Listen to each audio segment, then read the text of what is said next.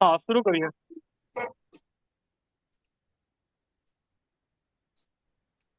शुभ संध्या। आप सबका स्वागत है।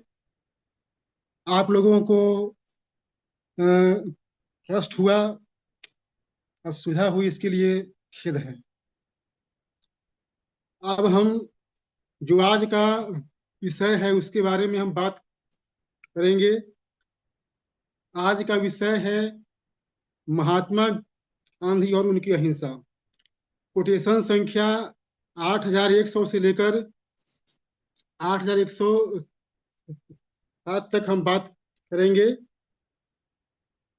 आज मैं एक बात कहना चाहता हूं कि जो कोटेशंस हैं उनमें मैं तो चार कोटेशंस ही मैं बात करूंगा, क्योंकि समय की कमी है। जो कोटेशन मैंने बात करने के लिए चुना है कि गांधी की जो अहिंसा की नीति है उसमें वह सफल हुए, क्योंकि उन्होंने समाज को सुरक्षा का आश्वासन दिया था। उनकी जो अहिंसा की नीति थी वह सैद्धांतिक रूप से सही थी और व्यवहारिक रूप से भी। देखिए, यह जो कोटेशन है, जो बात कही गई है, मैं इससे सहमत नहीं हूं। आज मैं जो बातें करूंगा वो अलग रहेंगी, असहमति की रहेंगी। जो बातें इसमें कही गई हैं मैं इससे असहमत नहीं हूं। गांधी की अहिंसा नीति सफल रही, यह कहना सही नहीं होगा। पहली बात तो, जो गांधी की अहिंसा की नीति थी उसे कितने लोगों ने अपनाया और वह कहाँ तक गई, इस पे बात करना आवश्यक है। एक इसमें बात मानने वाली है कि जो उन्होंने सत्य अहिंसा का नारा दिया, वह केवल कुछ ही लोगों तक सीमित रहा। वह व्यापक रूप से फैल नहीं पाया। रही बात कि जो बातें की जाती हैं वह केवल प्रचार है। आजादी के बाद से हमारी सरकारों ने गांधी की जो सत्य अहिंसा की नीति है उसको इस्तेमाल किया और इसका इतना प्रचार प्रसार किया कि हमें लगता है कि सत्य और अहिंसा से ही हर चीज संभव है। देखिए, मेरा मानना है कि जो गांधी की सत्य अहिंसा की नीति असफल हुई वह दो आधार पे। गांधी के रहते हुए देश का विभाजन हुआ और जो उनकी मूवमेंट थी वह असफल रही। अगर कोई ये कहता है कि हमें आजादी मिल गई सत्य अहिंसा से, तो यह गलत बात है। और दूसरी बात, अगर इनका सत्य और अहिंसा इतना ही सफल रहा तो देश का विभाजन क्यों हो गया? इस बात का जवाब ढूंढना आवश्यक है। एक बात इसमें और कही गई है कि सत्य और अहिंसा के मामले में न उन्होंने कभी खुद को धोखा दिया, न झूठ बोला। देखिए, धोखा देना या झूठ बोलना यह तो मैं नहीं जानता, लेकिन मैं कुछ ऐतिहासिक तथ्य पेश कर रहा हूं।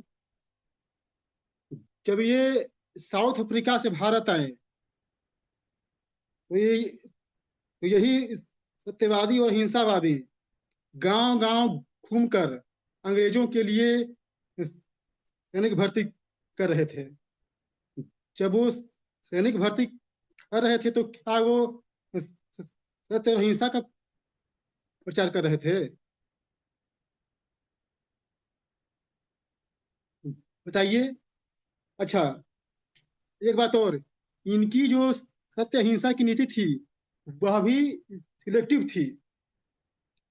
यह हिटलर को कहते थे वह बर्बर है, असभ्य है, क्रूर है, लेकिन विंस्टन चर्चिल को ये सपोर्ट करते थे।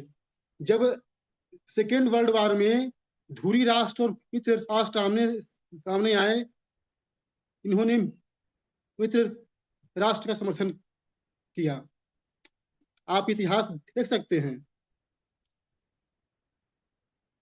तो मेरा मानना है कि यह यह कैसी अहिंसा है? सत्य है कि जो सिलेक्टिव है। इसी तरह से जब हमारे क्रांतिकारी हिंसक माध्यम से आजादी की लड़ाई लड़ रहे थे, वो गांधी ने उनको पथभ्रष्ट कहा, ठीक है, लेकिन जब उन्हीं लोगों को अंग्रेजों ने बेरहमी से मारा, वे वहां पे चुप रहे। तो सवाल उठते हैं कि आप कर क्या रहे हैं? विभाजन की अगर हम बात करें तो इनके सत्य और अहिंसा को हिंदुओं ने तो समझा, लेकिन मुसलमान इनकी अहिंसा और सत्य को नहीं समझ पाए। अगर वो समझे होते तो आज पाकिस्तान नहीं बनता। चलिए आगे बढ़ते हैं। एक बात इसमें कही गई है कि गांधी जी ने दो बातें एक साथ कही थी। कोटेशन संख्या 8106 कि अन्याय को बर्दाश्त करना क्रूरता का प्रतीक है। ठीक है, हम मानते हैं।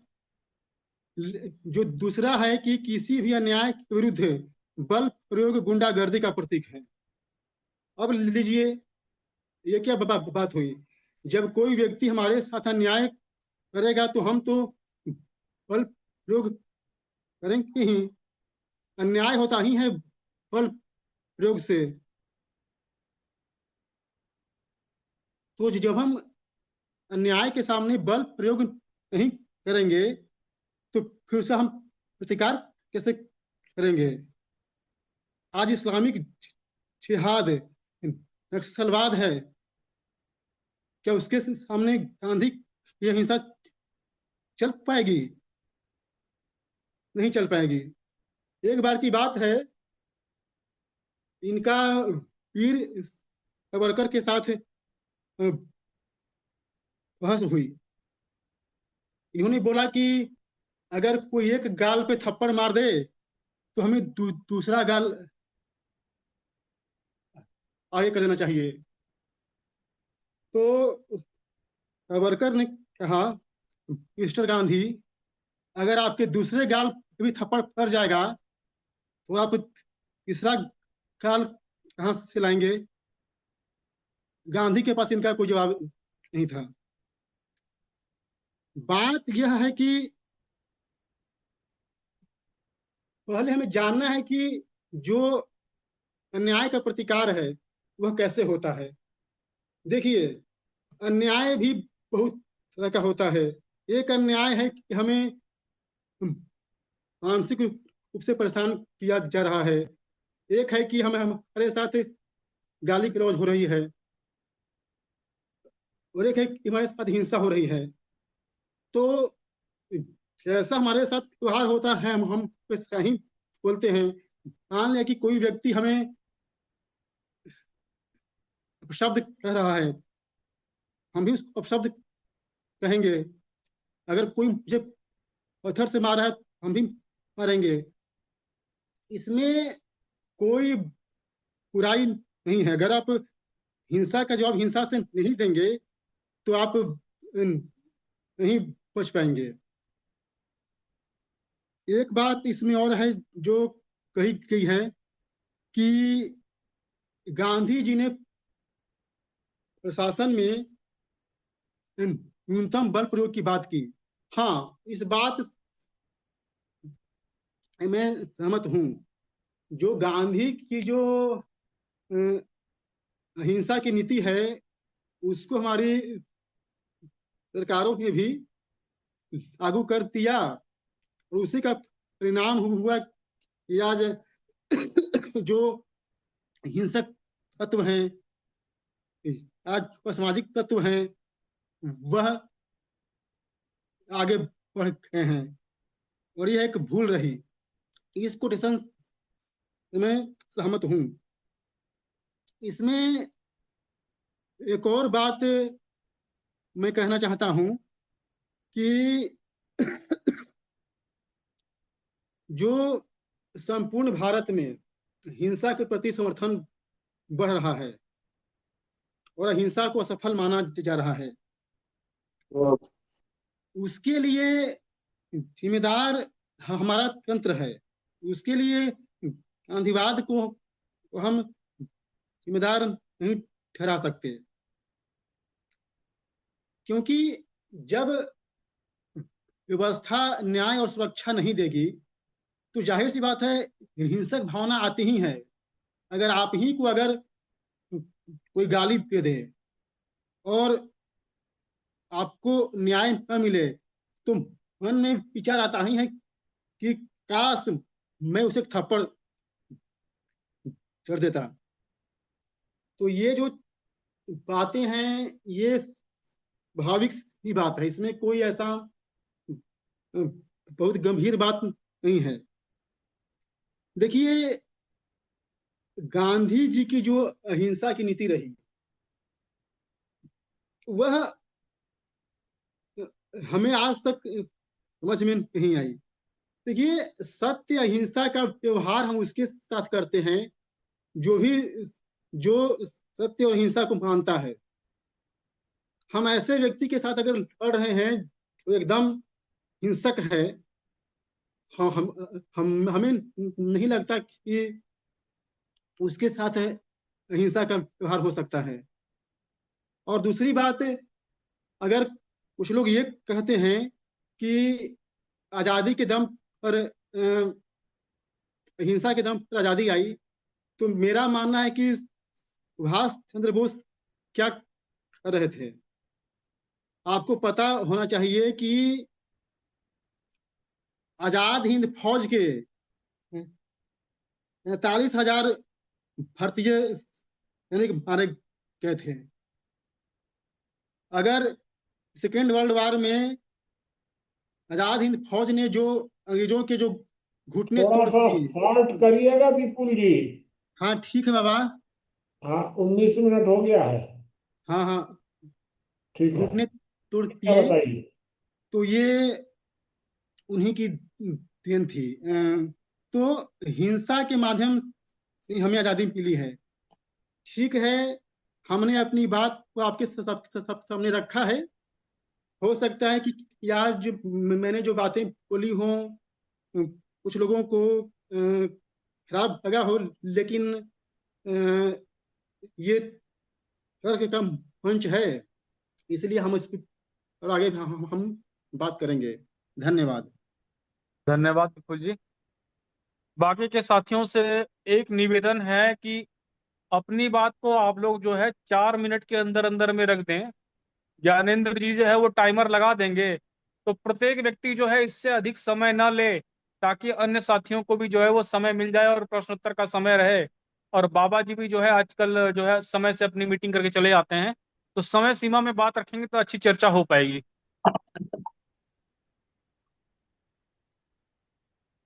हाँ, नमो नमः। जी बताएं तो मंगला प्रसाद जी। हाँ, धन्यवाद। गान आज गांधी जी के ऊपर पूरा जो है कि विमर्श रखा गया है। और मैं समझता हूँ गांधी जी अहिंसावादी थे, सत्यवादी थे। और महावीर जी से उनकी जो अंतर समझा गया है वह ठीक ही है। वास्तव में महावीर जी के अहिंसा में और गांधी के अहिंसा में बहुत अंतर है। अब हम महावीर के अहिंसा में और गांधी जी के अहिंसा के पहलुओं पर विचार करते हैं। महावीर स्वामी की जो अहिंसा थी वह उपासना थी, जीवन के निर्माण की। और गांधी की जो अहिंसा थी वह रणनीतिक थी। गांधी जी अंग्रेजों के साथ में भी रहे थे और एक उच्च शिक्षित व्यक्ति थे। उन्होंने विदेशों में भी अध्ययन किया, विदेशों में नौकरी भी की। उस समय को बैरिस्टर थे। जब इक्का दुक्का कोई पढ़ा लिखा होता था, उस समय के वो उच्च कोटि के विद्वान थे और एक रणनीतिकार थे। उनको किसी वाद में बांधना अनुचित है। न उनको अहिंसावादी कहना भी ठीक नहीं है और सत्यवादी भी कहना ठीक नहीं है। हरिश्चंद्र गौरव जो सत्यवादी थे, तो उनकी जो है कि सारी स्थितियां जो रणनीतिक रूप से थी, उन्होंने अहिंसा शब्द का एक इस्तेमाल किया और उसने रणनीति एकजुटता उत्पन्न किया। उनका उद्देश्य था कि जो है कि हमें यदि अंग्रेजों के विरुद्ध की लड़ाई लड़ना है तो पहले जो है कि एकता आवश्यक है। एकता के लिए क्या क्या आवश्यक हो सकता था, उनके दृष्टिकोण में जो आया उन्होंने किया। उनको लगा कि अहिंसा का बात करनी चाहिए, उच्च उच्च सैद्धांतिक मूल्यों की बात करनी चाहिए और उच्च विचारधाराओं की बात करनी चाहिए और हिंदू मुस्लिम भाईचारे की बात करनी चाहिए। उनका एक लक्ष्य एक था कि अंग्रेज को जो है कि परास्त करना, और इसमें वो सफल भी हुए और अपने इन्हीं मार्गों पर चल करके उन्होंने सफलता प्राप्त की। और अंग्रेज भी साधारण रणनीतिकार नहीं थे, वो भी उच्च कोटि के रणनीतिकार ही थे। और उनकी जो रणनीति थी उस जन समर्थन को जो है कि में भेद डालना, वो भेद डालने में सफल भी हुए और जो हिंदू मुस्लिम एकता थी उसको तोड़ने में सफल हुए। खलीफत के आंदोलन में जो है कि एक बार हिंदू मुस्लिम का जो है कि बड़ा भयंकर संग्राम हुआ था। उसके बाद बंगाल में जो है कि सीधे जो है कि एक्शन डे जो है कि दिया था। लेकिन उस स्थितियों में भी गांधी जी ने जो है कि हिंदुओं को लड़ने के लिए उकसाया नहीं। उसका कारण था रणनीतिक रूप से जो है कि यह उचित नहीं था। सर्वप्रथम पहले एक राष्ट्र के रूप में हमें संगठित होना है और अंग्रेजों को जो है कि अंग्रेजों को बाहर निकालना है। तो अंतिम समय तक जो है कि अंग्रेजों ने अपनी रणनीति चली और गांधी जी अपनी रणनीति पर रहते हुए अंग्रेजों की रणनीति को सफल नहीं होने दिया। गांधी जी एक दार्शनिक व्यक्ति थे। दार्शनिक व्यक्ति जो है कि उस समय काल परिस्थिति के अनुसार जो है कि उचित बातें करने में वह समर्थ होता है। उन्हें समय काल परिस्थिति में अहिंसावाद को जो है कि नारा दे करके, और साथ ही उनका था कि अंग्रेजों की व्यवस्था कमजोर करने के लिए स्वदेशी आंदोलन इत्यादि थे। भविष्य की व्यवस्था के लिए उन्होंने लोक स्वराज्य की बात कही थी। अब यहाँ है गांधी जी जो है कि नेहरू के पक्ष में इतना झुकाव क्यों था। तो गांधी जी नेहरू के बीच में एक समझौता था। गांधी जी के बात से सहमत थे नेहरू जी। उन्होंने सहमति दिया कि भारत स्वतंत्रता के बाद कांग्रेस को जो है कि विसर्जन कर दिया जाए। और इस असहमति के आधार पर गांधी जी ने नेहरू को आगे लाया। और वस्तुतः नेहरू जो है कि अंग्रेजों की रणनीति पर काम करते थे और उनका उद्देश्य था कि जो है कि हम अपना जो है कि सत्ता प्राप्त करें। तो इस उद्देश्य सफल हुए और जब स्वतंत्रता मिल गई तो नेहरू जी का यह था कि गांधी जी यदि रहेंगे तो निश्चित ही उनके लिए जो है कि सत्ता में बने रहना मुश्किल है और जो एजेंडे हैं उनके लागू नहीं हो सकेंगे। तो इसके लिए उन्होंने उन्होंने गांधी जी को जो सुरक्षा व्यवस्था थी, विभाजन की जो स्थितियां थी, उसका दोष गांधी के ऊपर मढ़ दिया और मढ़ करके उनकी हत्या करा दी गई।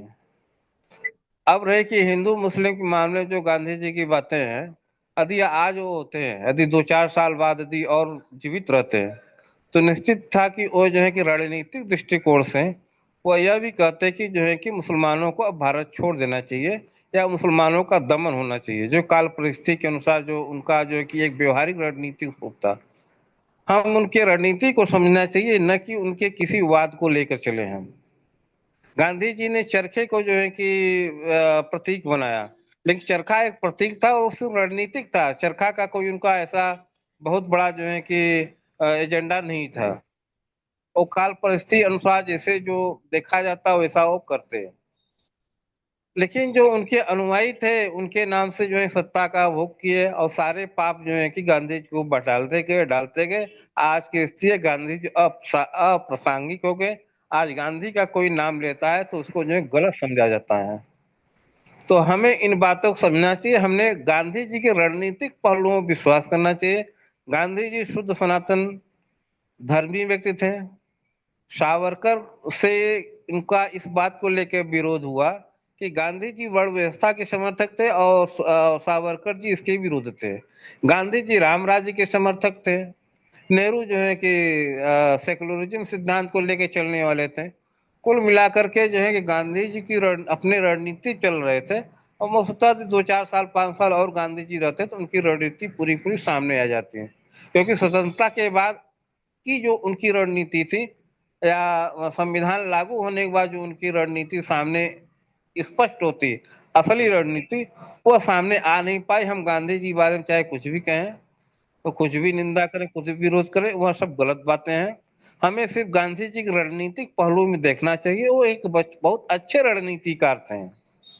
वे जो है कि न बहुत धार्मिक व्यक्ति थे कि वो जो है कि आधी धोती पहने आधी धोती ओढ़े, ऐसा उनका कोई प्रारूप नहीं था। उन्होंने सिर्फ धर्म भाव प्रधान जनता का जो है समर्थन प्राप्त करने के लिए भारत के उच्च दार्शनिक सैद्धांतिक मूल्यों को जो है कि का जो है कि उपयोग करने के लिए उन्होंने वो बातें उस समय रखी और सारी बातें उनकी रणनीतिक रूप से थी। उनका न कोई अहिंसावाद सिद्धांत था न सत्यवाद सिद्धांत था। इसी के साथ में बात समाप्त करता हूँ। धन्यवाद। अब मैं यही अंतिम बात कहना चाहता हूँ कि गांधी जी को रणनीतिक दृष्टिकोण से ही देखना चाहिए। जी नमो धन्यवाद। नमो। जी, बाकी के साथी बताएं और समय सीमा का सब ध्यान रखें। सभी बंधुओं को नमस्कार। जी बताइए पवन जी। भाई गांधी जी तो जो है हमारे समझ में आते होते नहीं है।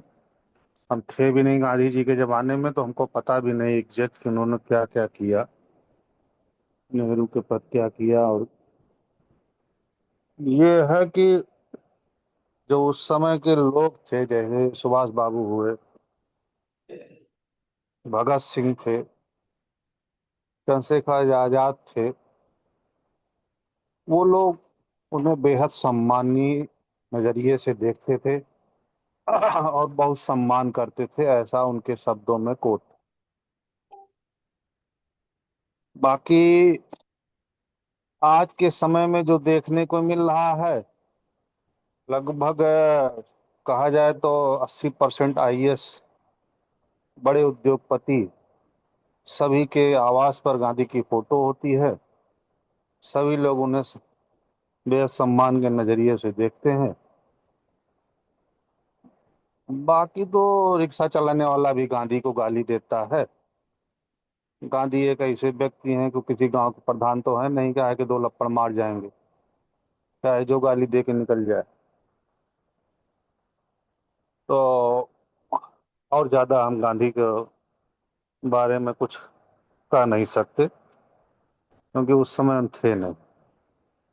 गांधी जी अहिंसा के पथ पर इसलिए सफल हुए क्योंकि उन्होंने समाज को सुरक्षा का आश्वासन दिया। हमारे हिसाब से गांधी जी अहिंसा को इसलिए अपनाए क्योंकि उन्हें सुरक्षा की जरूरत थी। आजादी की लड़ाई लड़ने के लिए उन्हें सुरक्षित रहना बहुत जरूरी था। 10% लोग होते हैं जो समाज को लीड करते हैं, जिन्हें रहना बहुत जरूरी होता है। यदि वे जीवित ही नहीं रहेंगे तो लड़ाई क्या लड़ी। इसलिए उन्होंने एक अहिंसा के दम पर जो है एक ऐसी छवि बनाई जिसे उन्हें मारना पाप समझा गया। और उन्होंने समाज में इतनी सेवा किया, समाज के लोगों को कैसे मिला जा सकता है उसकी बोली भाषा बोल करके, उसके जैसे कपड़े पहन करके, उसके दुख सुख में भागीदार होकर आप उसके प्रिय बन सकते हैं। गांधी जी ने कम कपड़े पहने और सबके दुख सुख में सहभागी हुए। हर बीमारी हर प्रकोप में वो गए वहां पर। इसलिए बहुत सारे लोग उनको चाहते थे और उनके पीछे पीछे चलते थे। जो लोग 10-20 लोगों को साथ में लेके चलते हैं, बाजार में उनकी हालत देख लीजिए, कौवे की भांति वे तने रहते। और जिस व्यक्ति के पीछे लाखों करोड़ों लोग चलते थे, वह व्यक्ति का यह कहना कि अगर कोई मेरे एक गाल पे तमाचा मारे तो मैं दूसरा आगे करता हूं, वह इस कथन को चरितार्थ करता है कि क्षमा सोवत उस भुजंग में जिसमें भरा गरल। जिसके अंदर विष ही नहीं है वो क्या क्षमा करेगा। संपूर्ण भारत में लगातार हिंसा के प्रति समर्थन बढ़ रहा है तथा अहिंसा को सफल असफल सिद्धांत माने जाने लगा। पूरे देश में नरेंद्र मोदी की मांग यह सिद्ध करती है कि कहीं न कहीं गांधी के विचारों पर विश्वास बढ़ा है। भाई मैं तो मोदीवादी व्यक्ति हूँ, मैंने मोदी को वोट दिया है और मैं देखता हूँ कि मोदी जी गांधी के प्रति बहुत ही सम्मानीय नजर आते हैं। और वो गांधी के स्वच्छ भारत को लेकर जितना काम किया है, शायद भारत देश में किसी भी नेता ने इतना काम नहीं किया। कम से कम एक बात तो उन्होंने मानी ही है, इसमें कोई दो राय नहीं। गांधी और महावीर अर्थात जैन की अहिंसा में बहुत फर्क था। गांधी अहिंसा को शस्त्र और मार्ग मानते थे, जबकि महावीर अहिंसा को सिद्धांत मानते थे। मैं प्रभु महावीर के बारे में कुछ भी नहीं जानता हूँ। गांधी जी की अहिंसा सफल हुई, इसका कारण वह खुद के साथ प्रामाणिक थे। उन्हें खुद को कभी झूठ धोखा ने नहीं रखा। और सबसे बड़ी बात यह है कि गांधी जी का जो अनुशासन था कि समय का पालन किया जाए, उसको मानते हुए मैं अपनी वाणी को विराम देता हूँ। जी धन्यवाद।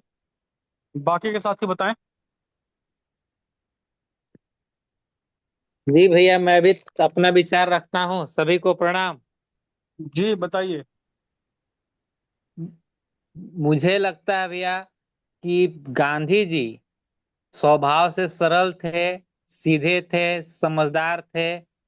वो कुछ भविष्य के बारे में पूर्वानुमान, कुछ लोगों को कुछ एहसास होता है, कुछ न कुछ एहसास होता था कि एक अहिंसा से ही, सरलता से ही, सिधाई से ही, समझदारी से ही आजादी की ओर बढ़ना उचित है। और जनता की अगुवाई इसी से किया जा सकता है, युद्ध से, लड़ाई से नहीं किया जा सकता है। और इससे हम अंग्रेजों को नहीं हरा सकते हैं। काफी लोग ऐसे भी थे जो कि महात्मा गांधी के सिद्धांत पर उस समय नहीं चलते थे, अहिंसक नहीं थे। लेकिन अधिकांश, जो लगभग 70% जनमत था, 80%, वो मुझे लगता है कि वह गांधी जी को पसंद करता था। गांधी जी के समान ही लोगों को स्वतंत्रता के पहले जैसा व्यक्ति चाहिए था, उस रूप में गांधी जी थे। तभी गांधी जी के पक्ष में ज्यादा लोग आए, और जो पक्ष में नहीं थे वह भी गांधी जी को आदर देते थे। इसलिए गांधी जी अहिंसक थे और अच्छे थे। लेकिन आज के समय में लोग गांधी के विचारों को स्वीकार नहीं कर रहे हैं। अब लोगों को गांधी जी नहीं चाहिए, अब लोगों को नरेंद्र मोदी और योगी की तरह व्यक्ति चाहिए। इसलिए अब लोग योगी और मोदी की प्रशंसा कर रहे हैं। लेकिन मुझे थोड़ा सा कभी डर भी लग रहा है। ऐसा तो नहीं है कि पूरा विश्व धीरे धीरे आग की ओर कूदने के लिए इच्छुक है। यदि ऐसा है तो हो सकता है कि एक बहुत बड़ा नरसंहार भी हो सकता है। इसलिए भले ही नरेंद्र मोदी जी बहुत अच्छे हैं, योगी जी बहुत अच्छे हैं, लेकिन धीरे धीरे विश्व जो है, विश्व स्तर पर देखा जाए तो ऐसा तो नहीं कि युद्ध की ओर झुकाव बढ़ रहा है काफी देशों का। लेकिन इसमें भी मेरा एक सुझाव है, एक एक ये है कि युद्ध की ओर न जाके स्विट्जरलैंड, बहुत ऐसे देश हैं जो बिल्कुल शांति प्रिय हैं, वो अच्छा से जी रहे हैं। वहां का जीवन स्तर, विकास, पवित्रता, वायु में शुद्धता, जल में शुद्धता बहुत अच्छी है। तो क्यों नहीं और देशों का झुकाव उस ओर बढ़े। बस मैं इतने ही कहकर अपनी वाणी को विराम देता हूँ। जी, धन्यवाद। बाकी के साथी बताएं। हेलो। जी बताइए आदरणीय। सभी विद्वद्जन साथियों का अभिवादन है। आज की जो चर्चा का विषय रखा गया है वह है कि गांधी, उनकी अहिंसा, हिंसा, भगवान महावीर का अहिंसा, नरेंद्र मोदी, आदरणीय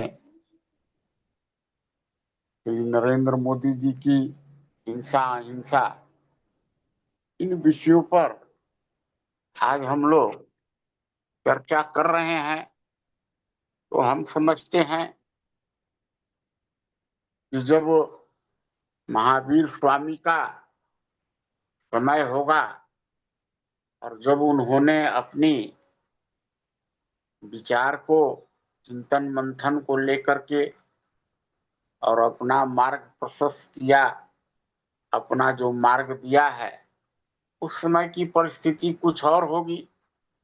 उन्होंने जो अपना मार्ग दिया तो उनका जो मार्ग था वो जीवन जीने की व्यवस्था को दिया था। वहां पर उस प्रकार का कोई उस समय हो सकता है गुलामी का कोई वैसा वातावरण न हो ताकि संघर्ष करना पड़े।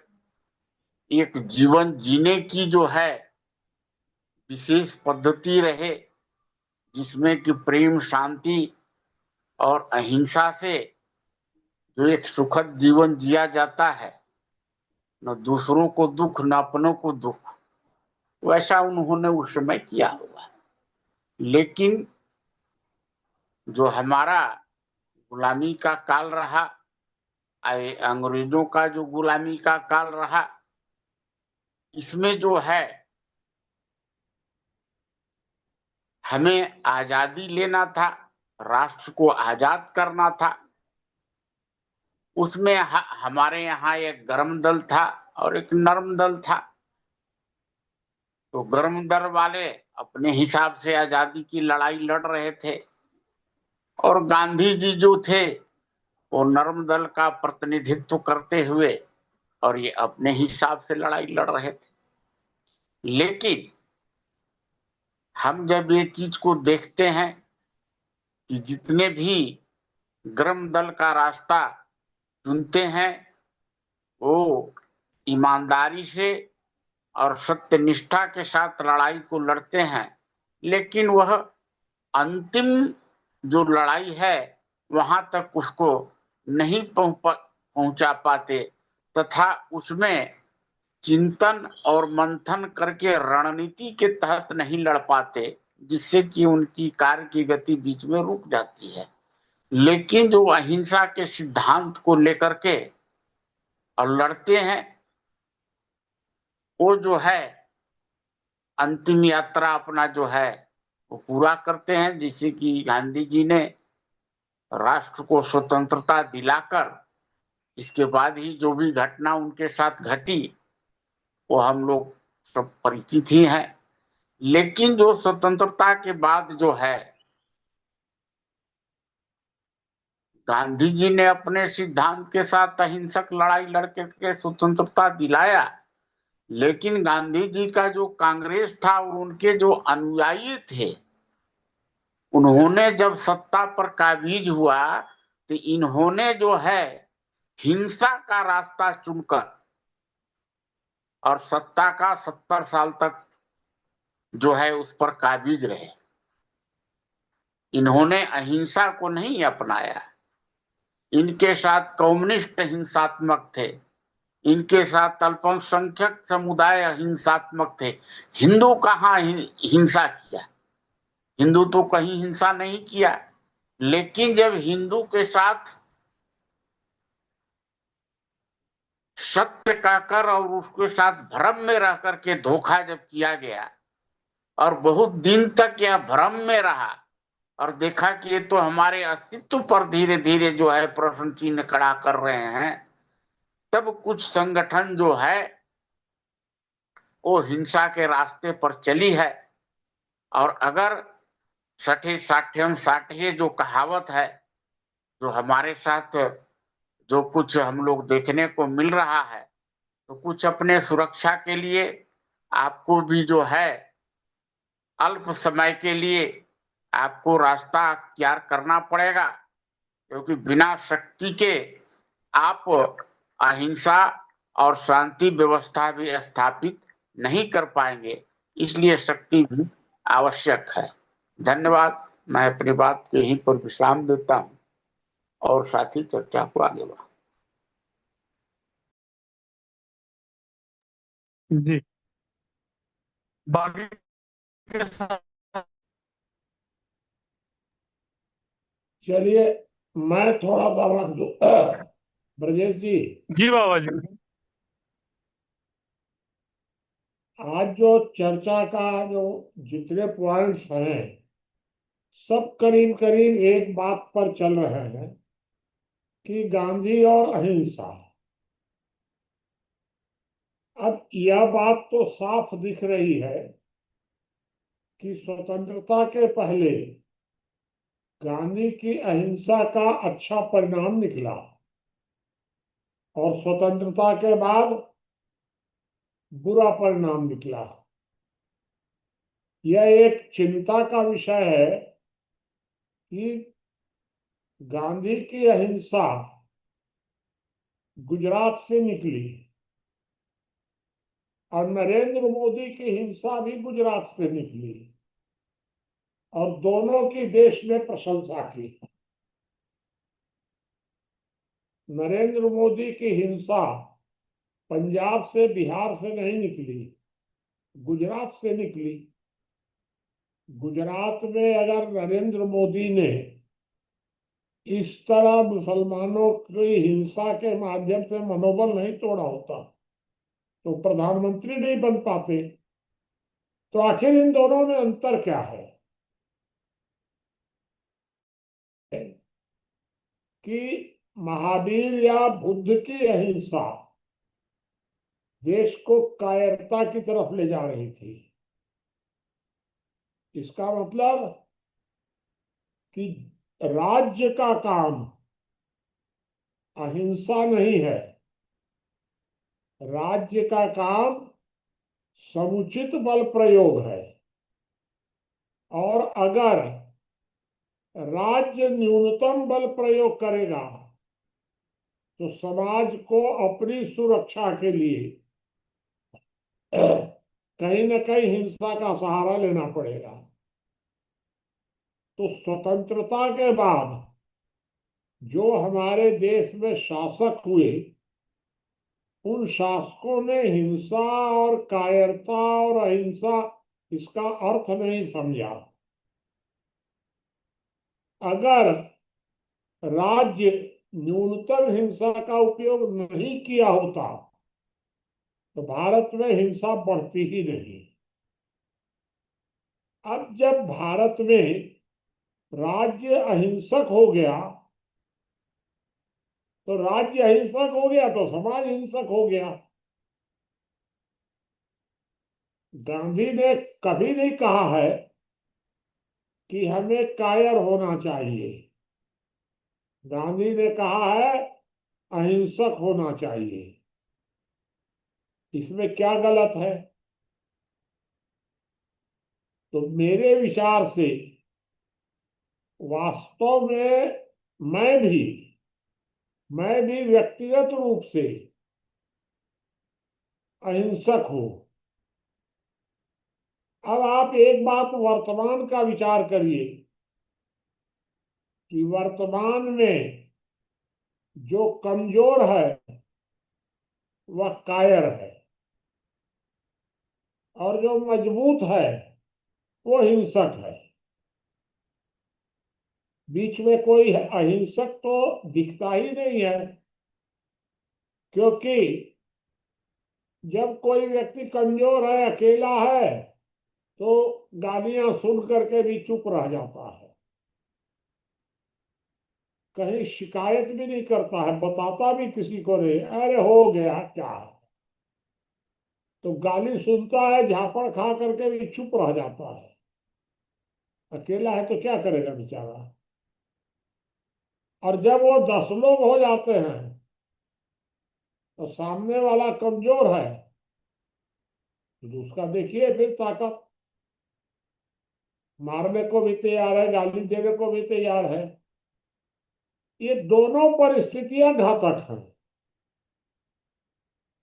तो अब वर्तमान समय में राज्य को या तो समुचित हिंसा का प्रयोग करना चाहिए या अधिक हिंसा का उपयोग करना चाहिए, जैसा नरेंद्र मोदी ने गुजरात में किया, जैसा आज से 10 साल पहले, 10 साल या 7-8 साल पहले दिल्ली में जिस तरह सेना ने उपद्रवियों को मारा, पकड़ पकड़ के मारा, जिस पंजाब को जिस तरह शांत किया गया, किसी कानून के अंतर्गत तो पंजाब को शांत नहीं किया गया, नक्सलवाद को अभी शांत किया गया, तो कोई अहिंसक तरीके से और समझा बुझा करके नहीं किया गया, कानून से भी नहीं किया गया। अगर नक्सलवाद और पंजाब को शांत किया गया तो गैर कानूनी तरीके से किया गया। आज अगर उत्तर प्रदेश शांत हो रहा है तो कानून से नहीं हो रहा है, अहिंसा से नहीं हो रहा है, हो रहा है तो बल प्रयोग से हो रहा है। इसका मतलब यह हुआ कि गांधी की अहिंसा को नेहरू या कांग्रेसियों ने गलत कोड किया समाज के सामने। अपना कार्य उन्होंने किया नहीं और परिणाम हुआ। भाई एक बात आप सोचिए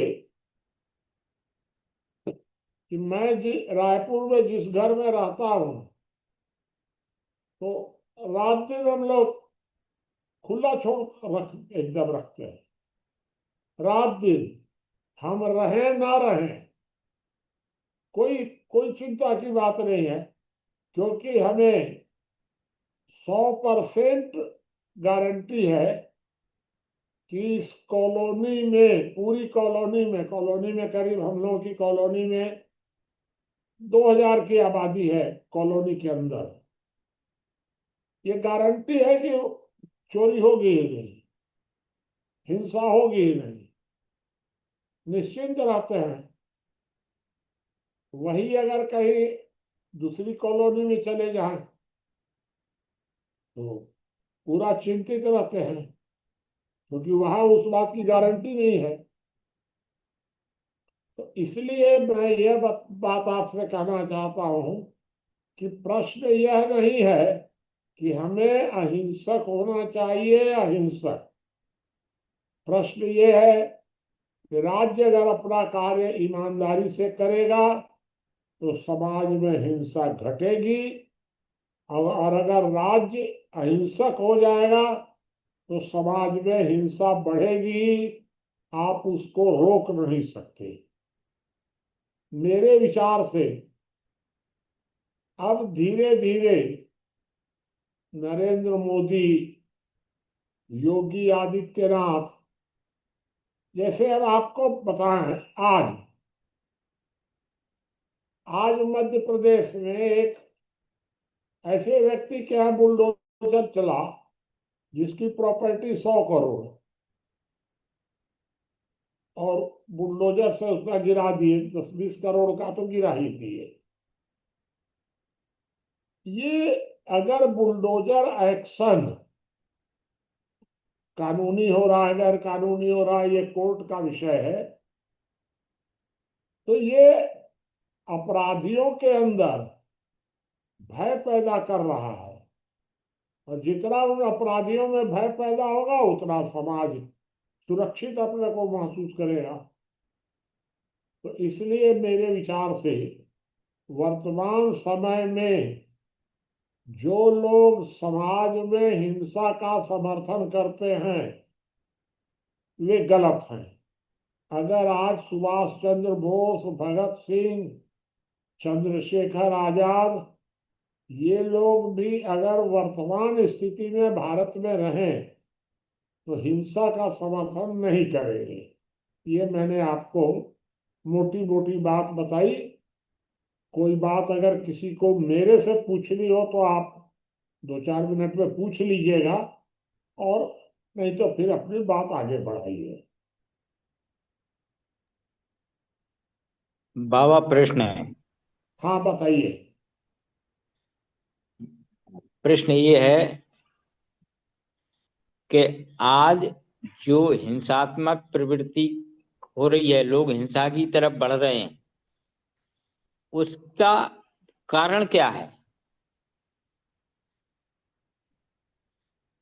देखिए, आपने जो प्रश्न किया है, मेरे विचार से हिंसा की प्रवृत्ति अब घट रही है, बढ़ नहीं रही है।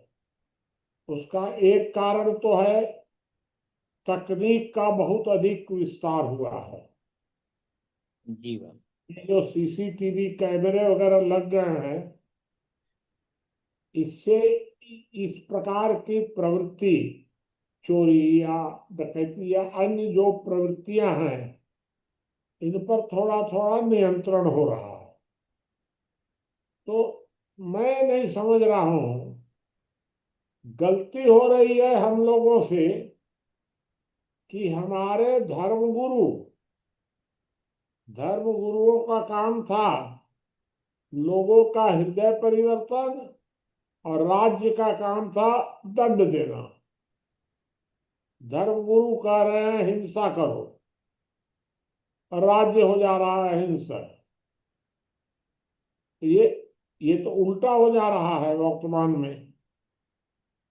इसलिए कहीं न कहीं हम लोगों के सामाजिक मामलों में गलतियां हो रही हैं, लेकिन गलतियां हो रही हैं तो हम लोग इसको सुधारेंगे। तो इसलिए मैं आपकी चिंता से सहमत नहीं हूं कि वर्तमान पिछले 2-4 वर्षों से समाज में ज्यादा हिंसा बढ़ रही है, ऐसा अभी लगता नहीं है। फिर भी हिंसा को रोका जाना चाहिए, और राज्य के माध्यम से ही रुक सकती है।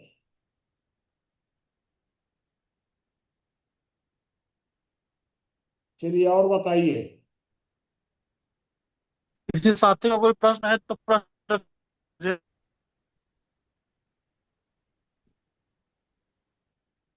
अब कोई प्रश्न नहीं होगा तो आप अपनी चर्चा को शुरू कर दीजिएगा।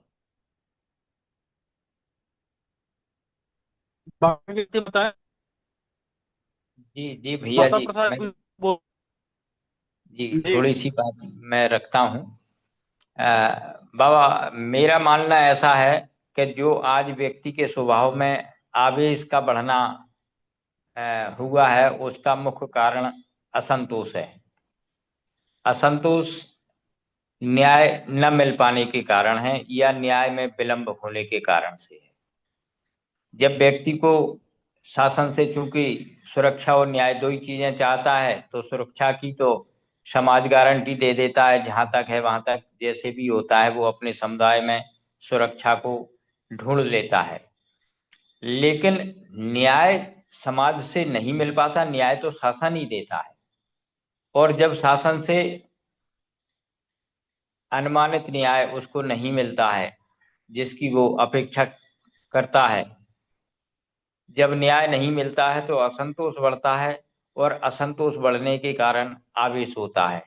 और जब व्यक्ति आवेशित हो जाता है तो वो अपने सहयोगियों या साथियों या अपने मत वाले लोगों के बीच में अपनी बात रखता है और उनसे समर्थन हासिल करता है।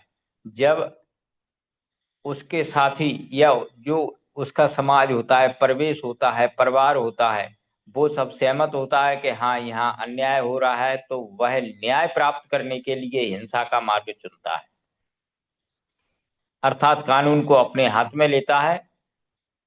और वो के शासन से न्याय नहीं मिल रहा है तो हम अपना न्याय स्वयं कर लेंगे, हम तो न्याय प्राप्त करके रहेंगे। ये चीज मेरे क्षेत्र में बहुत गहरी पैठ किए हुए है, इसलिए लोग आवेशित जल्दी हो जाते हैं।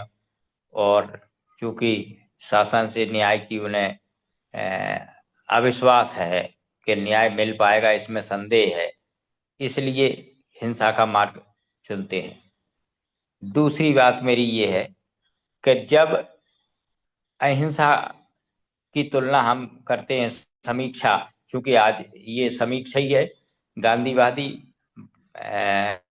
गांधी की अहिंसा, बुद्ध और महावीर की अहिंसा, तो ये देखने में आया है कि आज के समाज ने जब इतिहास की समीक्षा की कि सोमनाथ के मंदिर पर आक्रमण हुआ, तो वो बुद्ध की अहिंसा के कारण लोगों में ऐसा विश्वास पैदा हुआ था कि ईश्वर हमारी मदद जरूर करता है और अन्याय के विरुद्ध निश्चित रूप से।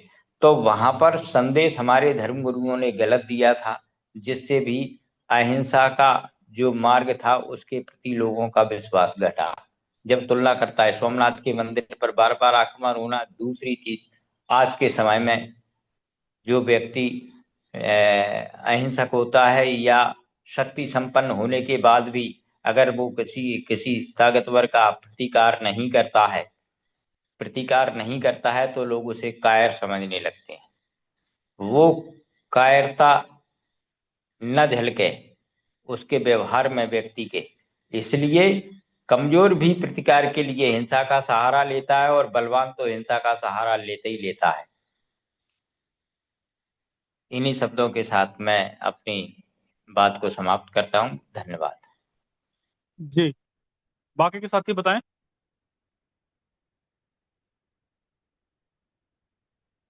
मदन जी, सोहन जी, श्रीकांत जी, वैद्यराज जी, कोई भी साथी रखना चाहें।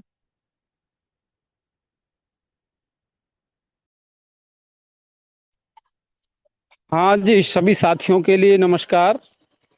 जी बताइए मदन जी। गांधी जी मतलब अहिंसाकारी थे, ये बात सही है। और मतलब जैन धर्म के जो महावीर स्वामी जो हुए हैं, जैन धर्म के प्रवर्तक संस्थापक, वो भी मतलब अहिंसा पर ही बल देते थे। लेकिन गांधी जी यूँ भी कहते थे कि अन्याय के आगे मत झुको। अगर मनुष्य अन्याय के आगे अन्याय का विरोध करता है तो लड़ाई झगड़ा भी होता है। अन्याय के आगे मतलब सीधेपन से बिल्कुल ही अगर लड़ाई न की जाए, युद्ध न किया जाए, मतलब तो अन्याय तो बढ़ता ही रहेगा। कहने का भाव मेरा यह है कि जैसे मान लीजिए उत्तर प्रदेश में अगर सरकार बल प्रयोग न करती तो ये मतलब जो मतलब जबरदस्ती धर्म स्थलों पर कब्जा कर लिया था मुगल काल में, वो सरकार दोबारा से निकाल रही है, वो नहीं मिलते। और जो मतलब अपने को बहुत बड़े शेर समझते थे, उनके मनोबल गिरे हुए हैं और वो अब सेंटर में हैं। तो इसलिए हिंसा भी जो है बहुत जरूरी है। अगर हिंसा न की जाए ऐसे लोगों के साथ तो ये तो मतलब काट कर बोटी बना के खा जाएंगे। कितना मतलब जब पाकिस्तान हिंदुस्तान का बंटवारा हुआ तो गांधी जी ने कहा जिसकी इच्छा हो वो पाकिस्तान चले जाओ और जिसकी इच्छा ना हो वो मत जाओ। तो इस तरह से जो मतलब दूसरे मजहब वाले थे वो यहाँ से ना गए, बहुत 20% ही मुसलमान यहाँ से गए। और बाकी जो वहां हिंदू थे वो मार काट कर औरतें, स्त्रियां, लड़कियां बलात्कार कर करके, हाथ पैर काट कर पाकिस्तान से जो है ट्रेनें भर भर के आई। तो उस समय वहां अहिंसा कहाँ चली गई थी? तो अगर हिंसाकारी ना होते, देश में क्रांतिकारी ना होते, तो देश आजाद भी नहीं होता। और मतलब कुछ व्यक्तियों कहते हैं कि अगर गांधी जी के ही मार्ग पर चलते तो देश जल्दी आजाद हो जाता। ऐसा नहीं होता। अगर हिंसाकारी न होते तो सफलता नहीं मिलती। दूसरी बात ये भी भारत का सौभाग्य समझो जो अंग्रेजों का आगमन भारत में हुआ। अगर भारत में अंग्रेजों का आगमन नहीं होता तो आज भी भारत मुगलों के अधीन होता, इस्लाम का कब्जा भारत में होता, क्योंकि उन्होंने 800 साल वर्ष शासन करा भारत में। और ये मतलब एक सौभाग्य समझ लो जो भारत में अंग्रेजों का आगमन हुआ। अंग्रेजों ने देश को लूटा तो था, क्रांतिकारियों को मारा, फांसी के फंदे पर लटकवाया, देश के जो धन था दूसरे देश को, अपने ब्रिटेन को ले गए। लेकिन अंग्रेजों ने हमारी जो माता बहनों की इज्जतों को नहीं लूटा। अंग्रेजी शासन काल में औरतें जेवर पहनकर स्वच्छंद होकर जाती थी। लेकिन ये मैं बता रहा हूँ आपको, अंग्रेजों का आना भारत में अच्छा रहा। अगर भारत में अंग्रेज ना आते तो भारत आज भी मतलब एक प्रकार से मतलब इस्लामीकरण हो गया होता भारत का। तो गांधी जी की बात अपनी जगह ठीक थी, लेकिन गांधी जी की बात नेता अनसुनी करते थे। राम राज्य का सपना था उनका, लेकिन राम राज्य का सपना कहाँ उनका पूरा हुआ। गांधी जी पंचायती राज चाहते थे, लोक स्वराज भी चाहते थे, लेकिन उनका सपना जो है वो अधूरा रह गया। क्यों रह गया, इस पर हमें विचार विमर्श करना चाहिए। बस इतनी बात कहूंगा मैं। जी धन्यवाद। बाकी के साथी बताएं।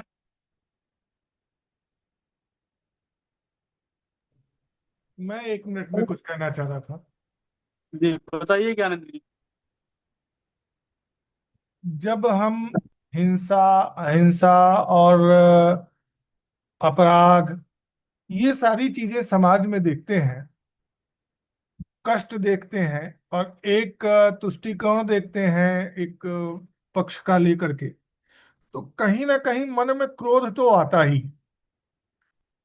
समस्या इस बात की कि हम प्रताड़ित किए जा रहे हैं, वह भी उस स्थिति में जबकि हम सैद्धांतिक रूप से सही। कहीं से हमारे व्यवहार में, कार्य व्यवहार में या सोच विचार की क्षमता में कहीं ऐसी कोई कमी नहीं दिखती जिसकी वजह से हमको प्रताड़ित किया जाए और हम शासन सत्ता से प्रताड़ित हो रहे हैं। तो ये लगता है कि कहीं ना कहीं अहिंसा की बात करना या पलायन की बात करना या समन्वय की बात करना कुछ कायरता है। लेकिन हम यहाँ पे ये कहते हैं कि शासन सत्ता के द्वारा अगर हम कोई दबाव बनाते हैं, किसी प्रकार से अपराध नियंत्रण की बात करते हैं, कहीं किसी पैराए पर आकर खड़ा होकर के हम ये कोशिश करते हैं कि समाज में शांति और साम्य स्थापित हो, तो लगता है कि हम ठीक दिशा में आगे बढ़ रहे हैं। लेकिन जब हम ये कहते हैं कि सभ्यताएं ही, समाज ही शस्त्र उठा ले, लड़ने के लिए तैयार हो जाए, तो मेरे ख्याल से उस जगह पे हमें यह विचार जरूर करना चाहिए कि क्या हम इस संघर्ष में शस्त्र उठाकर लड़ पाने की स्थिति में हैं अथवा नहीं। हम निकल तो लिए घर से लड़ने के लिए कि हम उसको जो है, उसने ऐसा किया है, हम उससे लड़ लेंगे, हम उससे ये कर लेंगे, और पता चला वहां पहुंचे तो अगले वाले ने ही हमको ठोक बजा करके वापस घर भेज दिया कि जाओ, तुम्हारा यही इतना था। तो क्या हम यह सलाह दें कि तुम्हारे पास क्षमता है या नहीं, इस बात का आकलन किए बिना भिड़ जाओ?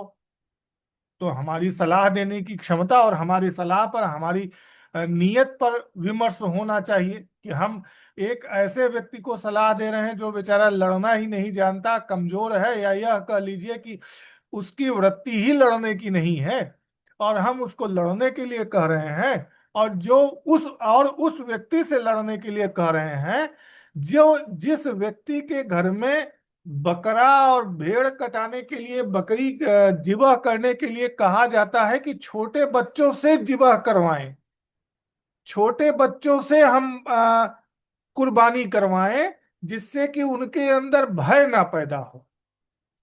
वो जानवरों को जब काटे तो फिलहाल उस पर बड़ी जबरदस्त चर्चा हुई थी। किसी मौलाना ने कमेंट दिया था कि अपने बच्चों से जिबह करवाएं, जिससे कभी जानवर को काटना पड़े तो भय ना हो उनके अंदर। अब वो जानवर किसको कह रहे थे और किसको कह रहे थे कि हम जिबह करने की, वह कौन सी परिस्थितियां होंगी जिसमें जिबह करना पड़ेगा, वो हमको एक सोचने की बात है, वो एक बिल्कुल अलग बात है। लेकिन परिस्थितियां तो हमको ये देखनी ही पड़ेगी ना कि हमारी क्षमता, हमारी प्राथमिकताएं क्या है। हम अभी कुछ पीढ़ी पीछे जाते हैं, कुछ पीढ़ी क्या, हमारे पिताजी लोग या हम खुद, हम अपनी बात करते हैं तो मुझे तो लगता है मेरे बड़े भाई और पिताजी का सुबह शाम का नाश्ता ही हुआ करता था हमको पीटना, कि छोटा भाई है, छोटा लड़का है, बुलाओ उसको, आज वो बाजार में यहाँ कैसे खड़ा था, उस मोहल्ले में वहां कैसे खड़ा था, बहाने बहाने से लेकर के दो चार झापड़ तो लगा ही देते थे। और वर्तमान जो पीढ़ी तैयार हो रही है, हम उसको कितना दंड दे रहे हैं इस तरह से, या हम उसको कितनी कठोरता से पाल पा रहे हैं बच्चों को। आज के समय में पेरेंटिंग अगर आप देखेंगे तो एक भी पेरेंट ऐसा नहीं मिलेगा जो अपने बच्चों पर इस तरह के दबाव बनाता हो कहीं से भी। आज सभी दुलरुआ बच्चे हैं। क्या हमारे जमाने में ऐसी स्थिति थी? तो क्या हम ये मान लें कि वर्तमान परिस्थितियों में हमारी जो पारिवारिक स्थिति, हमारी जो पारिवारिक संरचना, गांधी जी के भी समय को हम ले लेते हैं, क्या इस तरह से थी कि हम अपने बच्चों को ये ट्रेनिंग देते हो घर में रक्त देखने की, जिबा करने की, काटने की? अगर ऐसा नहीं दे रहे हैं तो हम किस प्रकार अपेक्षा कर रहे हैं कि हम ऐसी सभ्यता से भिड़ पाएंगे जो बर्बर है? उस दशा में गांधी का यह सोचना कि हम पहले स्वतंत्रता हासिल कर लें, स्वतंत्रता हासिल करने में हमें तमाम ऐसे परिस्थितियों का समर्थन लेना होगा, ऐसे लोगों का समर्थन लेना होगा जिन्हें हम बाद में भी देख सकते हैं, जिनके इस तरह के प्रवृत्ति पर नियंत्रण लगाया जा सकता है। यह सोचना गांधी का कितना गलत था, कितना सही था, यह तो विद्वज्जन तय करेंगे।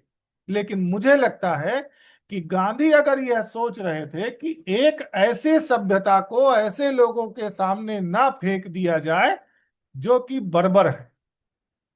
एक दूसरा प्रश्न यहां और खड़ा होता है। ये तो हो गई कि हम कितना लड़ने की क्षमता हमारे अंदर है अथवा कितना नहीं है। दूसरी बात यह भी हमें सोचना चाहिए कि गांधी जिस समय यह सारी बात कह रहे थे, उस समय शासन सत्ता या यह कह लीजिए ब्रिटिश गवर्नमेंट एन केन प्रकारेण डिवाइड एंड रूल पर लगातार काम कर रही थी। गांधी सर्वमान्य थे, ये मान लेना बड़ी गड़बड़ बात है।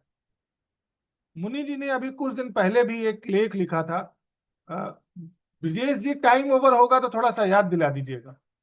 मुनि जी ने कुछ दिन पहले एक लेख लिखा था कि यदि व्यक्ति स्वभाव से अपने आप को घोषित कर देता है कि हम बहुत ही उच्च चरित्र वाले हैं, तो उससे अपेक्षाएं लोग बहुत ज्यादा पाल लेते हैं, या मान लेते हैं कि गांधी तो बहुत ही पवित्र व्यक्ति थे, उनके साथ ऐसा अगर उन्होंने क्या कहते हैं भगत सिंह के लिए बात नहीं की, उनसे रिहाई की, या उनसे यह बात नहीं की। अरे भाई, आप ये क्यों भूल भूल जाते हैं कि 1938 के बाद गांधी जी 42 में आकर खुद कहते हैं कि आखिर कांग्रेस मेरी बात सुनती क्यों नहीं है। अनेक पत्रों में उन्होंने यह बात लिखी। 1942 में जब भारत छोड़ो आंदोलन के लिए गांधी जी के पास गया तो गांधी जी ने पत्र में बकायदा लिखकर कहा कि कांग्रेस मेरी बात सुनती नहीं है, कि यह बात मैं समर्थन किस आधार पे करूं। फिर उनको जब तसल्ली दी गई नहीं कि बाबा ऐसा नहीं है, कांग्रेस आपकी बात सुनेगी, तब तो वो तैयार हुए। गांधी को अगर हम जितने उस समय के राजनैतिक या यह कह लीजिए क्रांतिकारी थे, सबके जीवन मूल्य और लोगों को जोड़ पाने की क्षमता का अगर हम आकलन करें, तो मैं खुद गांधी को कम से कम 80% या 90% तक सही मान लेता हूं। कुछ चीजें तो गलत हैं ही, और इस चीज को मैं डंके की चोट पर कहता हूं कि गलत है।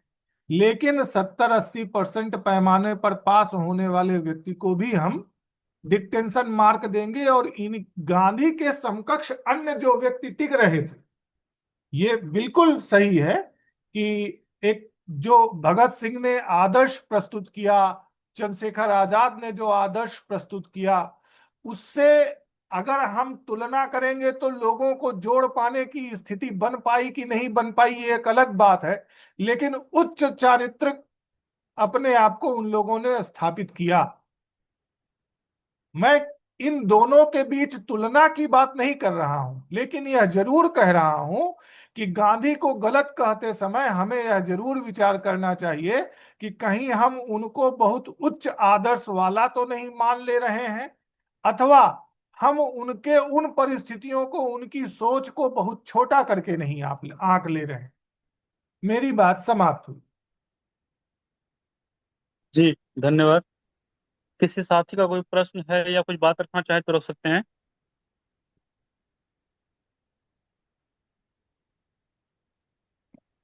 वैदराज जी बोल रहा हूँ भैया। जी बताइए वैद्यराज जी।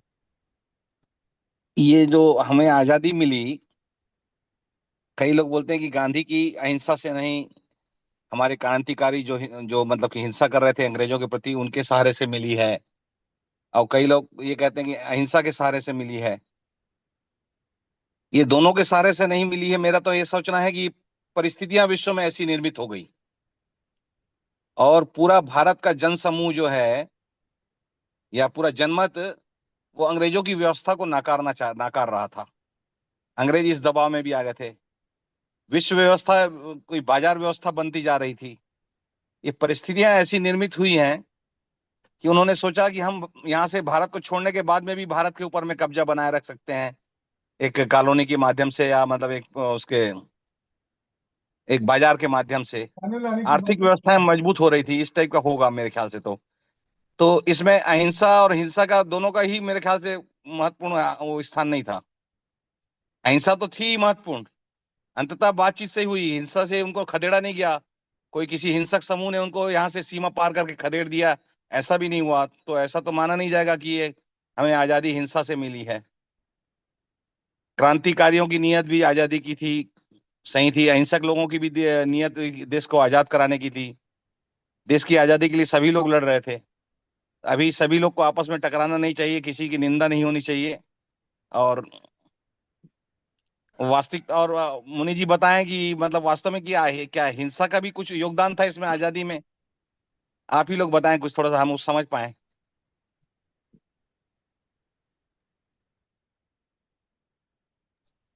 बस इतना ही मैं।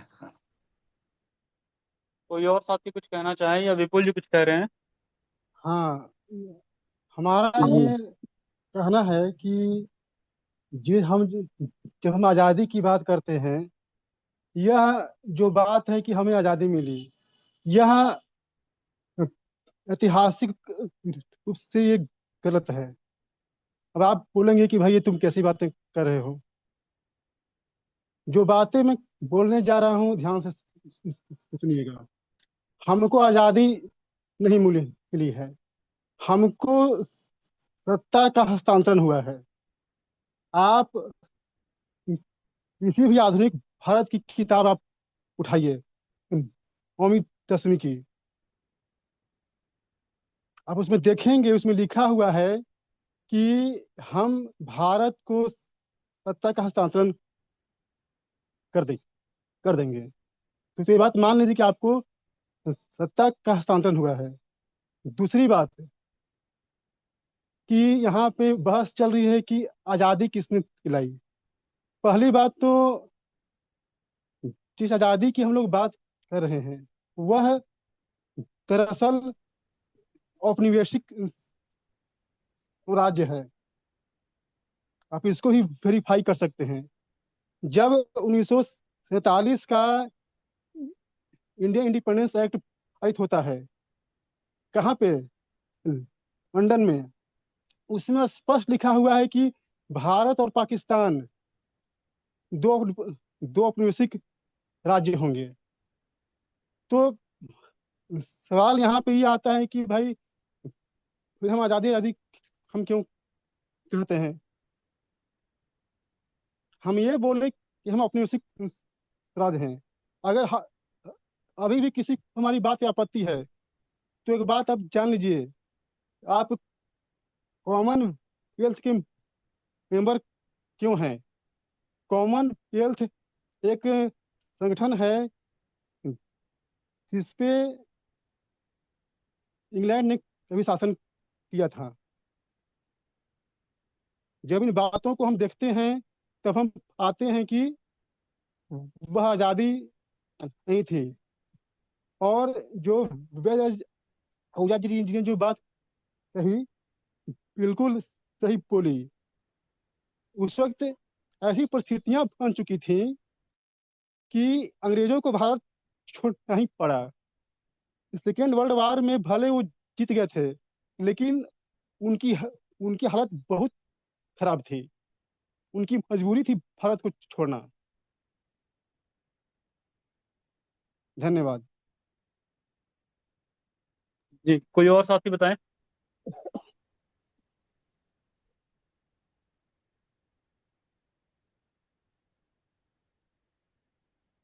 क्योंकि मैं थोड़ा सा रखना चाहूंगा, अगर किसी साथी को कोई बात नहीं रखनी है, किसी को बात रखनी है तो रख सकते हैं, अन्यथा मैं थोड़ी सी बात रख देता हूँ। एक तो देखिए, ये समझना पड़ेगा हम किस प्रकार के शत्रु के साथ लड़ रहे हैं। इस्लामिक शासन पद्धति और ब्रिटिश शासन पद्धति में बहुत अंतर था। ब्रिटिश शासन पद्धति जो है वो उन्होंने संविधान, कानून, लोकतांत्रिक व्यवस्था से भारत पर शासन किया। दुनिया में जहां जहां भी गए, उनके शासन करने की पद्धति ब्रिटिशियर्स से बिल्कुल अलग थी। 1860 के बनाए हुए आज भी कानून भारत में चल रहे हैं, और 1919 और 1935 का संविधान आज भी भारत में चल रहा है। तो अगर हम ये कह देते हैं कि भाई ब्रिटिशियर्स से हमने लड़ करके, या इतने इतने क्रांतिकारियों ने बलिदान दिया, हमको स्वतंत्रता मिल गई, तो नीतिगत स्वतंत्रता हमको कहाँ मिली? गांधी जी 1915 में जब भारत आते हैं, और 4 सितंबर 1920 को जो है Gandhi ji non cooperation movement जो है चलाते हैं। मात्र 4-5 वर्ष गांधी जी को लगते हैं, और मुझे लगता है गांधी जी जब दुनिया के कई देशों में रहे, वहां से उन्होंने सीखा देखा व्यवस्थाओं को, तो उन्हें एक बात तो समझ में आई कि ब्रिटिशियर्स का सामना केवल और केवल हिंसा के सहारे से नहीं किया जा सकता है। दूसरी बात, हम ये मान लें कि भारत में गांधी जी ने जो है स्वतंत्रता दिलाई, या फिर जो गरम दल है उसने स्वतंत्रता दिलाई। एक बात हम लोगों को और ध्यान देनी चाहिए, उस समय भारत ही स्वतंत्र नहीं हुआ, भारत के साथ जो है कई सारे कई सारे जो है कॉलोनियल स्टेट्स थे, वो जो है स्वतंत्र हुए। जैसा कि अभी विपुल जी कह रहे थे, तो उसमें मैं समझता हूँ वो अब हम यही मान लेना चाहिए कि वो ब्रिटिश कॉलोनी नहीं है, क्योंकि ब्रिटिश कॉलोनी अगर हम भारत को मानेंगे तो ब्रिटिश कॉलोनी के हिसाब से तो टोटल 65 देश बैठते हैं। उसमें तो फिर अफगानिस्तान, बहरीन, साइप्रस, इजिप्ट, आपका इंडिया, इराक, ईरान, जितना ये पूरा एरिया दिखाई देता है आपको, पूरा का पूरा जो है वो कॉलोनियल स्टेट ही था। उसके अलावा आप देखेंगे तो कुछ ऐसे भी स्टेट थे जहां पर वो डोमिनेंस था वहां पर, यानी कि वो अप्रत्यक्ष रूप से अपनी सरकार चलाते थे। तो ऐसे भी 10-20 देश रहे हैं, जैसे ऑस्ट्रेलिया को देखेंगे, आप कनाडा को देखेंगे, आज भी वहां पर सारा सिस्टम जो चलता है वो पूरा का पूरा ब्रिटिश सिस्टम ही चलता है। ये न्यूजीलैंड, आयरलैंड में है, तो वहां तो पूरी सरकार ही उन्हीं की चल रही है, उन्हीं का सिस्टम आज भी चल रहा है। तो क्या हम ये मान लें कि वो भी स्वतंत्र नहीं हुए? और फिर कई ऐसे जो है स्टेट्स भी रहे जहां ब्रिटिश क्राउन चलता था, रानी का शासन चलता था, रानी की संपत्ति मान करके चली जाती थी। तो इस तरह से दुनिया में 3 तरह का उनका शासन रहा। लेकिन जब हम 1919 की घटना देखते हैं, जलियांवाला बाग में जो घटना होती है, अंग्रेजों ने आज तक उसके लिए माफी नहीं मांगी, और अंग्रेज क्या कहते हैं कि भाई हमने तो कानून बना रखा था रोलेक्ट एक्ट का उल्लंघन किया तो हमने गोलियां चलवा दी। इसका मतलब ये है अंग्रेजों का सिद्धांत जो है, वो जो रूल करने का जो तरीका था वो था कानून बनाओ, कानून के हिसाब से किसी देश पर राज करो, वहां संविधान अपनी सरकार को लागू कर दो। गांधी जी ने इस बात को महसूस कर लिया कि जो है इनके खिलाफ लड़ना है तो केवल हिंसा के माध्यम से नहीं लड़ा जा सकता है। और यदि हम ये कहें कि हिंसा के माध्यम से लड़ा जाए तो फिर एक प्रश्न खड़ा होता है, किसके विरुद्ध हिंसा करें हम? अंग्रेजों की सेना में था कौन? अंग्रेजों की सेना में जितने लड़ने वाले थे वो सब तो भारतीय ही थे। अंग्रेज कोई सैनिक लेकर के थोड़ी आए थे। अंग्रेजों ने तो फूट डालो राज्य करो की नीति जो है वो अपनाई। डॉक्टर अम्बेडकर ने अपनी पुस्तक में लिखा कि यदि शूद्र अंग्रेजों का साथ नहीं देते तो अंग्रेज कभी भारत पर जो है शासन नहीं कर पाते। तो प्रश्न ये है कि हम लड़ किससे रहे थे? हम अंग्रेजों से लड़ रहे थे या अपने लोगों से लड़ रहे थे? गांधी जी ये भी समझते थे कि हम जिनको गोलियों से मार रहे हैं वो दूसरे लोग नहीं मारे जा रहे हैं, ये मरने वाले भी अपने ही हैं। हमारे ही वो लोग हैं जो हमारे भीतर जो है पीड़ित रहे, प्रताड़ित रहे, उन्होंने अंग्रेजों का सहयोग किया या अंग्रेजों ने फूट डालो शासन जो राज करो की नीति अपनाई। तब उस परिस्थिति में में गांधी जी ने ये सोचा कि केवल हम हिंसा के बल पर स्वतंत्रता नहीं प्राप्त कर सकते। सबसे पहला काम है भारतीय जनमानस को एकजुट करना, तैयार करना, वो ये देखने के लिए कि वो इस परिस्थिति में है भी कि नहीं है कि स्वतंत्रता पा सकता है। और हम देखते हैं गांधी जी के पीछे कितने लोग चलते थे। तो गांधी जी ने जब 12 मार्च 1930 में, शायद 1931 में जो है उन्होंने नमक आंदोलन किया, तो उसके बाद देखते हैं कि लगभग 367 किलोमीटर की यात्रा की उन्होंने, दांडी यात्रा। और उसमें जो है लगभग 60,000 लोगों के साथ गांधी जी ने गिरफ्तारी दी थी। तो ये जो 60,000 लोग उस समय चलते थे उनके पीछे, आज की वर्तमान परिस्थिति में देखो तो वो लाखों की संख्या में लोग उनके पीछे चला करते थे। उस समय लोगों में स्वीकार्यता थी गांधी में, आखिर ऐसा क्या हो गया कि अब गांधी प्रासंगिक हो गए? और उस समय डॉक्टर अंबेडकर चुनाव लड़े डॉक्टर अंबेडकर की स्वीकार्यता नहीं थी, आज स्वीकार्यता हो गई। तो बड़ी दो विचित्र अलग परिस्थितियां दिखाई दे रही हैं। गांधी जी की उस समय स्वीकार्यता थी, अब स्वीकार्यता घट रही है। डॉक्टर अंबेडकर की तब स्वीकार्यता नहीं थी, अब बढ़ रही है। तो क्या उस समय के लोगों को जो स्वतंत्रता सहयोग में गांधी जी के साथ चल रहे थे, उन्हें हम ये मान लें कि समझदार नहीं थे? मैं बहुत सारे मौकों पर देखता हूँ गांधी जी वास्तव में विवादित रहे हैं। मैं ये भी नहीं कहता कि हर विचारक के सारे निर्णय सही ही होते हैं, गलत भी रहे होंगे। नोआखाली का जो घटना हुई, मैं कहता हूँ कि शायद अगर वहां गांधी जी हिंदुओं को नहीं रोकते तो भारत का विभाजन ही नहीं होता। वहीं से उनका मन बढ़ना शुरू हुआ। या फिर मैं जो केरला की जो घटना देखता हूँ, जो खलीफा आंदोलन हुआ, तो मुझे लगता है कि मूड तो कहीं ना कहीं बन रहा था। अब हम किसको प्राथमिकता दें, मुसलमानों को दें कि स्वतंत्रता को दें, ये अलग विषय हो सकता है। क्योंकि मुझे लगता है कि जो इस्लाम है वो बर्बर है, हिंसक है, अराजक है। उससे साथ दुनिया में कोई रह नहीं सकता है। और ब्रिटिश शासन भी गुलामी का शासन है, गुलामी भी कोई बर्दाश्त नहीं करेगा। जाहिर सी बात है कि हो सकता है गांधी जी के मन में रहा हो या क्या रहा हो, हमको नहीं पता कि हमको पहले स्वतंत्रता चाहिए या इस्लामिक शासन से लड़ना है। हो सकता है हम दोनों से एक साथ लड़ते, हमको कुछ भी नहीं मिलता, स्वतंत्रता भी नहीं मिलती, और भारत में या तो मुसलमानों का शासन हो जाता या क्रिश्चियन का शासन हो जाता। जो भी सोचा हो गांधी जी ने, अब तो हम लोग बैठ करके एक समीक्षा कर सकते हैं। तुलसीदास लिख करके चले गए, ढोल गवार शूद्र पुरुष। अब वो जब लिखा तो वो उन्होंने क्लियर किया था, आज उस पर चर्चा करते रहिए, वही स्थिति गांधी जी की है। अब दशकों तक, सैकड़ों वर्षों तक चर्चा चलती रहेगी, निष्कर्ष हम निकाल नहीं पाएंगे, क्योंकि जिसके मन में जो विचार था वो व्यक्ति तो अब रहा नहीं। तो कुछ प्रासंगिकता रही होगी, लेकिन अच्छे निर्णय भी रहे हैं, कुछ असफलता भी रही होगी जहां गांधी जी असफल हुए हैं। लेकिन जब बात आती है ग्राम स्वराज्य की, बात आती है कि गांधी जी का जो लक्ष्य था वह राष्ट्रीय स्वतंत्रता नहीं था। राष्ट्रीय स्वतंत्रता उनके लिए एक मार्ग था, और सामाजिक स्वतंत्रता उनका लक्ष्य था।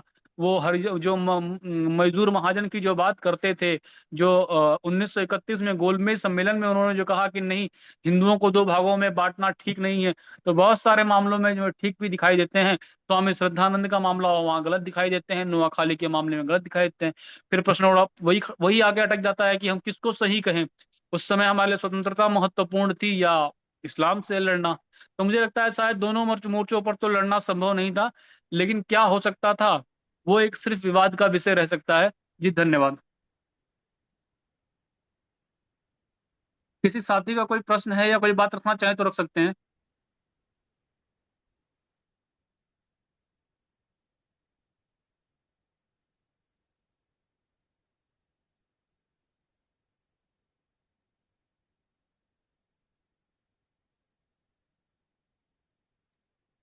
मंगला प्रसाद जी कुछ कहना चाह रहे हैं? हाँ, एक मिनट। जी।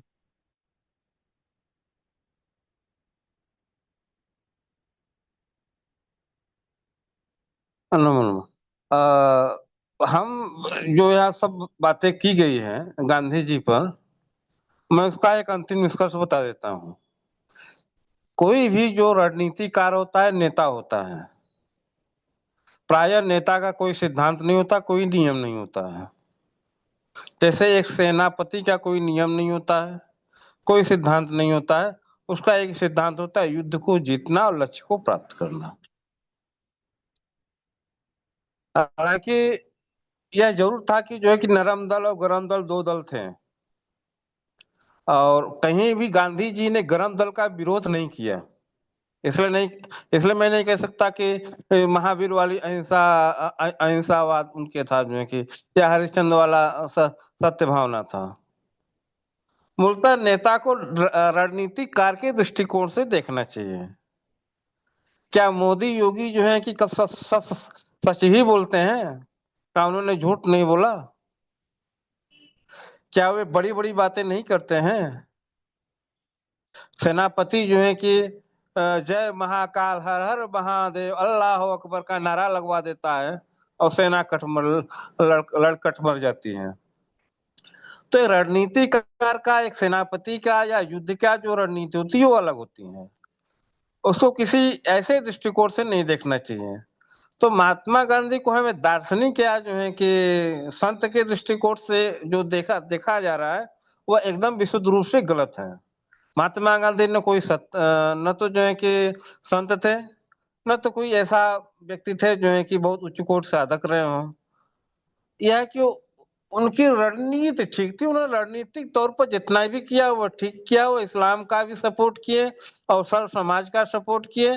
देखिए, उनकी आंतरिक स्थिति क्या थी, उनके अंदर की स्थिति राम राज्य का। उनकी भावनात्मक स्थिति को समझे तो उनका भावनात्मक राम राज्य का। तो हमको इसको समझना चाहिए। उनको भविष्य का जो दृष्टिकोण था राम राज्य का और जो है कि लोक स्वराज्य का, हम इस पर चर्चा करेंगे। हम नेता को जो है सिद्धांत के दृष्टिकोण से नहीं देखें। यदि उसको सिद्धांत के दृष्टिकोण देखेंगे तो हम बहुत गलत आकलन करेंगे, क्योंकि कभी भी रणनीतिकार का कोई सिद्धांत नहीं होता। समय काल परिस्थिति के अनुसार जो जैसा उचित समझता है वह कर जाता है। और निश्चित ही जो है कि इसी वजह से सुभाष चंद्र बोस और सारे क्रांतिकारी जो हिंसक थे, लूटपाट करते थे अंग्रेजों के खिलाफ, वो भी गांधी का समर्थन करते थे और गांधी जी कभी उनका विरोध भी नहीं किया। हाँ, लेकिन एक राजनीतिक दौर पर उन्होंने अपना बचाव बनाए रखा। मैं इसी बात मत करता हूँ। धन्यवाद। इस पर कुछ आप लोग कहें। नहीं, ठीक है मंगला प्रसाद जी, जो आपने बात रखी है वो भी ठीक है। रणनीतिक भी देखना पड़ेगा, परिस्थितियां क्या रही हैं, वो सारी चीजें तो इंक्लूड होती ही हैं। और देखिए, हम लोग इस समय में चर्चा कर रहे हैं, उस समय के लोगों के सामने क्या परिस्थितियां रही होगी वो वही लोग बेहतर समझते होंगे। स्वतंत्रता भी महत्वपूर्ण थी। कोई और साथी, किसी का कोई प्रश्न हो, कोई बात रखना चाहें?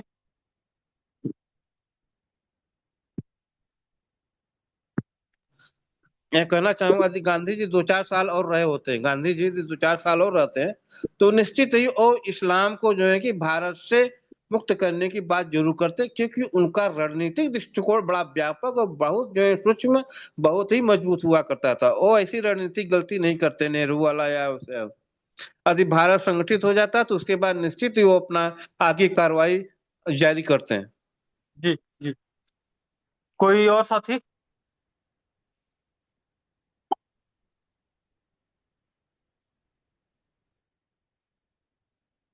ज्ञानेंद्र जी, फिर समाप्त कर सकते हैं। कल का कुछ विषय बताएंगे भाई साहब? कल का विषय विपुल जी ने दिया है, 8110 से 127, पर मुझे लगता है कि अब हमको कोटेशन थोड़े कम डालने पड़ेंगे। तो जी इसमें सात में से जो जो हम मुख्य मुख्य छांट करके 2-3 बना के डाल देंगे, अन्यथा सब पर विषय आ नहीं पा रहा है। ठीक बात, ठीक बात, ठीक। तो 8120 से ये 8110 से 127 के बीच में। ठीक, ठीक, हाँ, साथी पढ़ लेंगे तो अपने आप क्लियर हो जाएगा। ठीक। आप सभी का जुड़ने के लिए बहुत बहुत आभार, धन्यवाद।